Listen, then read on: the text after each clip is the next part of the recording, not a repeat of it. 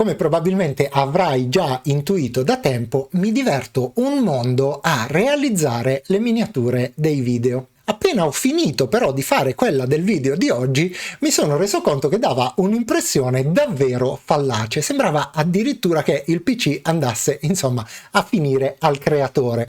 Beh, volevo tranquillizzarti che non è assolutamente così e che, anzi, grazie ad un membro della community che ringrazio, che si chiama Guido Gronchi, ho scoperto un programmino che non conoscevo e mi ha davvero piacevolmente sorpreso. Prima infatti dovevamo utilizzare programmi diversi per la gestione del core parking, la gestione della RAM, magari per monitorare gli aspetti vari del sistema in termini di temperature, profili energetici, eccetera, eccetera. E invece questo programmino è estremamente piccolo, fa tutto quanto da solo e anche qualcos'altro in più, dimostrandosi sotto moltissimi aspetti superiore ai programmi che ti ho presentato precedentemente. E insomma, andiamo a vederlo, no? Allora, ti senti pronto? Iniziamo. Siccome so che hai fretta di scoprire quale sia il programmino di oggi, te lo mostro subito, ma prima è necessario capire se la tua macchina abbia un sistema operativo a 32 oppure a 64 bit. Per farlo, quello che dobbiamo fare è andare in basso su Esplora File, aprire la finestra e cliccare con il pulsante destro sulla voce Questo PC. Fatto clic destro, andremo sulla voce Proprietà del menu contestuale e nella finestra che si aprirà andremo a scoprire se il nostro è un sistema operativo a 64 bit in corrispondenza di tipo sistema oppure se sia un sistema a 32 bit. Prendi nota se il tuo sistema è a 32 oppure a 64 bit e andiamo ad aprire il browser.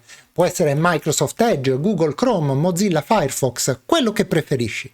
Una volta aperto nel motore di ricerca andiamo a digitare Gentiluomo digitale. Effettuiamo la nostra bella ricerca e il primo risultato sarà quello che ci interesserà. Quello come sempre relativo al dominio gentiluomodigitale.it. Facciamoci clic su e nella pagina che si apre andremo nella sezione Downloads, qui in alto.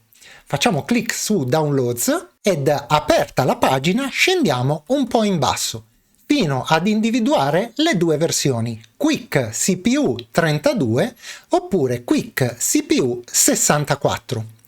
Caricherai solo la versione relativa al tipo di macchina che hai scoperto di avere. Nel mio caso, come hai visto, si tratta di una macchina a 64 bit, quindi cliccherò sul pulsante File Download sotto la versione a 64 bit. Naturalmente, se hai la versione a 32 bit, dovrai fare la stessa cosa qui in alto.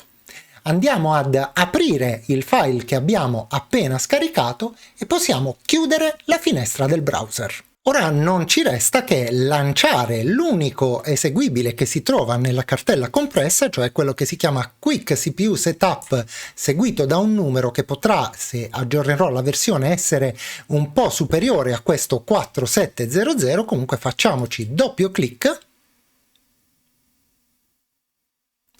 e nella finestra che si aprirà andremo a cliccare sul pulsante Next. Accetteremo tramite questo segno di spunta i termini della licenza e cliccheremo ancora una volta sul pulsante Next. Lasciamo intatta la destinazione di installazione e clicchiamo ancora una volta su Next e quindi finalmente sul pulsante Install. Ci verrà richiesto di accettare che questo programma apporti modifiche al nostro sistema. Accetteremo cliccando naturalmente sul pulsante Sì. L'installazione dura pochi istanti e potremo lasciare il segno di spunta su launchquickcpu.exe per cliccare successivamente sul pulsante Finish. Accettiamo nuovamente che vengano apportate modifiche al sistema cliccando sempre sul pulsante Sì e nel frattempo potremo chiudere la finestra della cartella compressa. In pochi secondi si aprirà sul nostro computer la schermata principale di QuickCPU, che ci colpisce subito per un programma così piccolo per la sua completezza. Abbiamo infatti riunite in un unico programma ad esempio le monitorizzazioni, ma anche delle funzioni che vedremo a breve, che precedentemente venivano svolte da diversi altri programmi, tutti quanti insieme, come ad esempio CPU Balance oppure MemRedact ed altri software che ti ho presentato precedentemente. Ma non basta, questo programma gestisce anche, come vedremo a breve, i profili energetici della nostra macchina. Sicuramente meriterebbe un'esplorazione più approfondita, cosa che non escludo di fare in un video successivo se effettivamente vedrò che ci sarà da parte della community un interesse in merito. Ma per quanto concerne la giornata di oggi ci concentreremo solo ed esclusivamente sulle funzionalità principali, e cioè quelle che ci consentono di velocizzare la nostra macchina. La prima cosa che dovremo fare infatti sarà andare qui in basso dove ci sono questi 4 slider che in questo momento vedi posizionati al 50% e trascinarli tutti quanti al livello massimo, quindi al 100%.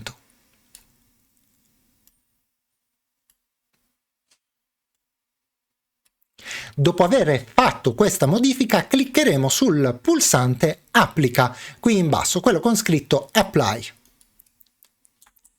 Veniamo avvisati che i cambi sono stati applicati con successo e ci basterà cliccare OK. Successivamente la seconda cosa da fare sarà andare su questo pulsantino qui in alto, quello relativo ai Memory Cleanup Settings. Facciamoci clic su e nella finestra che si apre sposteremo su On questo selettore e vedremo che anche tutti gli altri selettori automaticamente passeranno su On. Se con i primi slider abbiamo ottimizzato automaticamente la CPU, facendo questa seconda operazione andiamo a fare cose come quelle che faceva MemRedact, cioè andiamo a svuotare la memoria bloccata da alcune applicazioni ma che non viene di fatto utilizzata, liberando una certa quantità di RAM sul nostro computer. Clicchiamo anche in questo caso sul pulsante Apply per applicare le modifiche e passiamo alla terza voce che ci interessa oggi, e cioè quella relativa al profilo energetico. Nel mese di agosto ti avevo presentato uno schema energetico in grado di migliorare le prestazioni del computer. Ebbene, QuickCPU dispone di un suo profilo energetico ancora più performante che possiamo andare ad abilitare qualora non fosse abilitato automaticamente dal programma cliccando su questo pulsante Power. Recandoci qui in alto, in corrispondenza della voce che dice Choose Power Plan, andremo infatti a selezionare il profilo che si chiama QuickCPU Scheme. Fatta questa modifica cliccheremo su Close e sarà stato applicato anche questo profilo. Come vedi, con pochissimi clic abbiamo ottimizzato tutta quanta la macchina utilizzando un solo programma leggerissimo. E so bene che a questo punto hai il domandone finale da 100 milioni di dollari come ogni volta, anche se pur avendo risposto tante volte a sta domanda nessuno ha mai visto un centesimo. Qual è il miglior programma da utilizzare? Ebbene, nella seppur breve vita di questo canale abbiamo visto tanti programmi che svolgono funzioni simili a questo. Abbiamo visto MemRedact, Wise Memory Optimizer, Process Lasso, CPU Balance e così via. Tuttavia capisco che sia difficile orientarsi in questa giungla, per cui il mio consiglio generale è quello di utilizzare la cosa più semplice possibile. E la cosa più semplice possibile, che va bene nel 90% dei casi, è sicuramente QuickCPU, proprio il programma che abbiamo appena visto. Questo perché in un'unica console estremamente compatta possiamo arrivare a dei livelli di ottimizzazione davvero professionali. e per di più con un programma completamente gratuito. Se diversamente hai ad esempio un computer da gaming da cui vuoi estrarre il massimo delle prestazioni, in questo caso resta vincente l'abbinamento tra Process Lasso e MemRedact, nelle versioni però a pagamento, che offrono sicuramente qualche spintarella in più per il tuo computer. Ed anche oggi siamo arrivati quasi al termine di questo video, e dico quasi perché ci sono ancora alcune cose importantissime che dobbiamo fare. La prima è ringraziare nuovamente Guido Gronchi per averci fatto conoscere questo programma davvero utilissimo e molto interessante. La seconda è ringraziare ufficialmente, perché se lo merita, Andrea Bedetti per essersi abbonato al canale. E non è l'unico ringraziamento, perché un altro ringraziamento specialissimo va ad Huracan 081 per il suo super grazie, e sempre per il suo super grazie un altro ringraziamento speciale a Massimo Tecchio.